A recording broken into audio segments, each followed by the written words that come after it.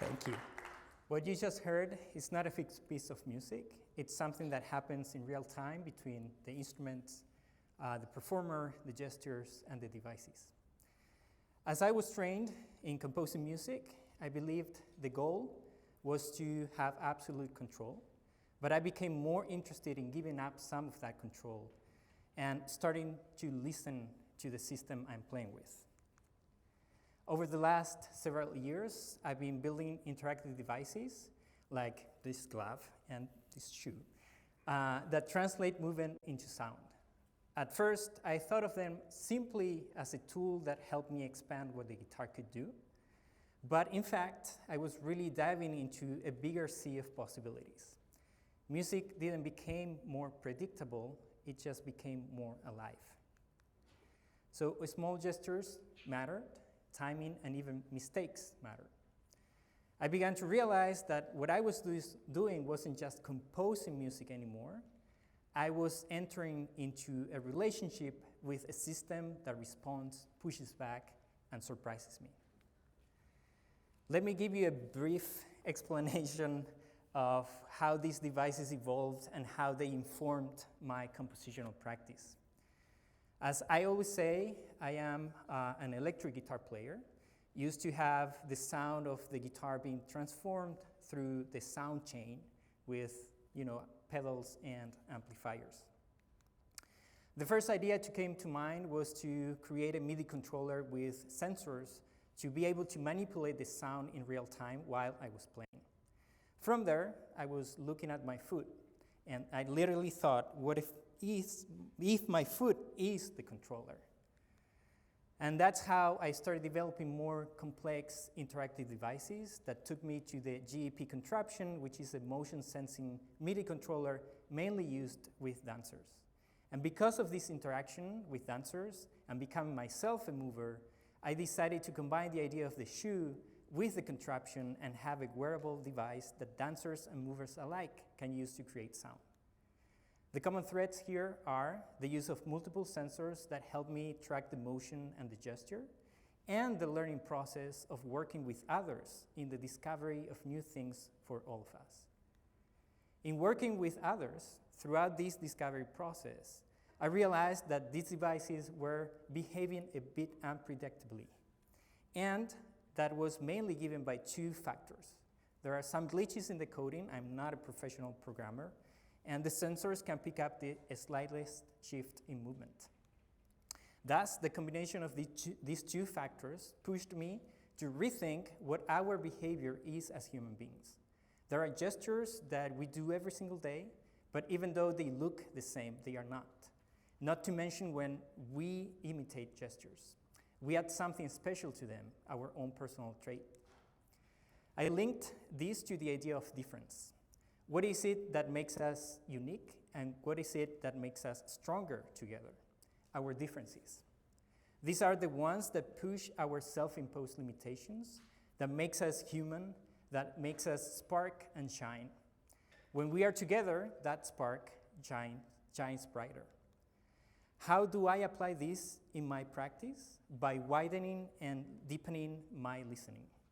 Learning to listen to myself, to others, and to what these devices help me to discover. The times I enjoy composing the most are when I have the chance for a back and forth with the musicians. Learning from their feedback allows me to write music that is most inspiring for myself. However, despite these interactions, I still feel like an isolated practice. Along with composing, I have always been involved in some sort of improvisational tradition. This gave me the possibility to open my listening to other people's ideas.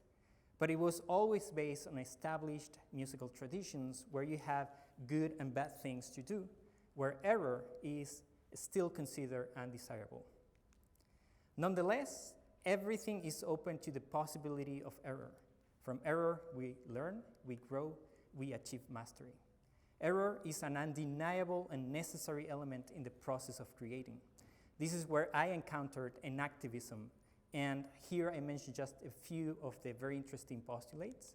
So enactive cognition requires prudence.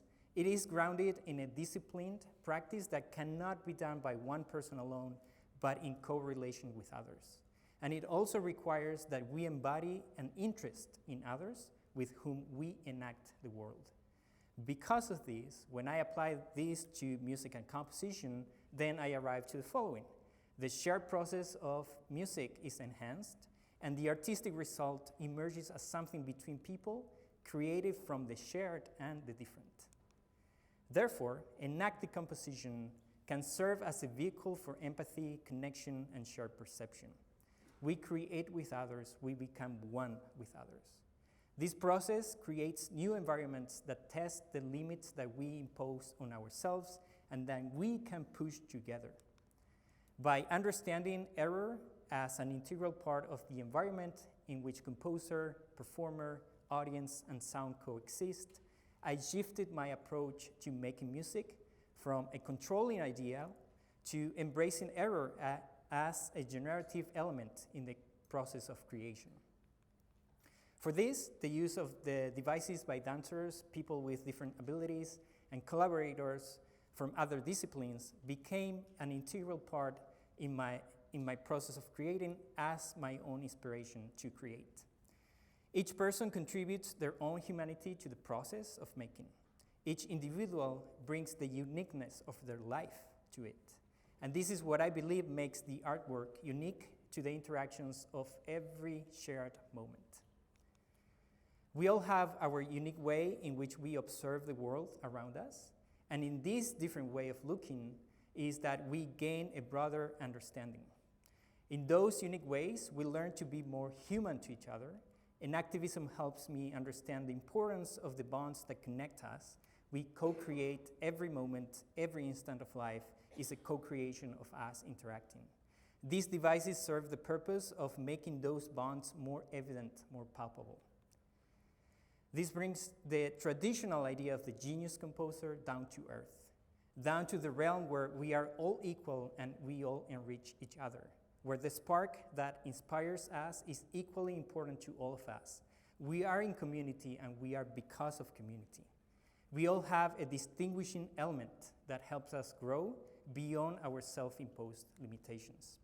So, what is the spark that kickstarted this whole process? I founded it in community, in listening to each other, in learning from error, and in working through obstacles. Let me bring you back to the opening performance.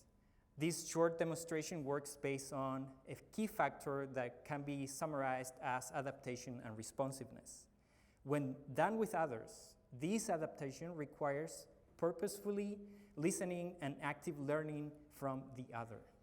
This implies the creation of an ecosystem that is personal to the people involved in the moment, where boundaries can be pushed and they will work as long as we adapt and respond to them by respecting and carefully becoming more and more aware of each other and the limits of the moment.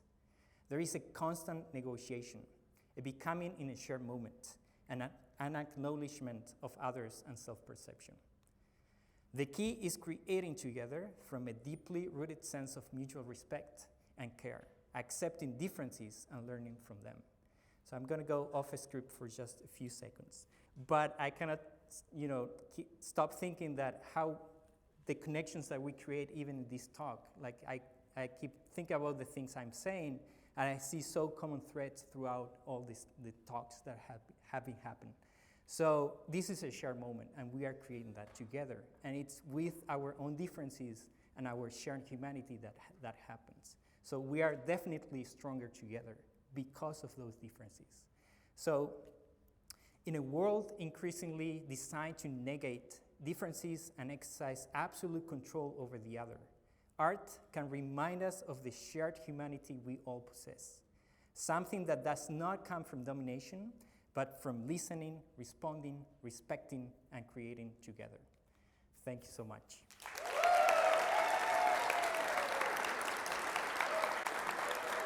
Thank you.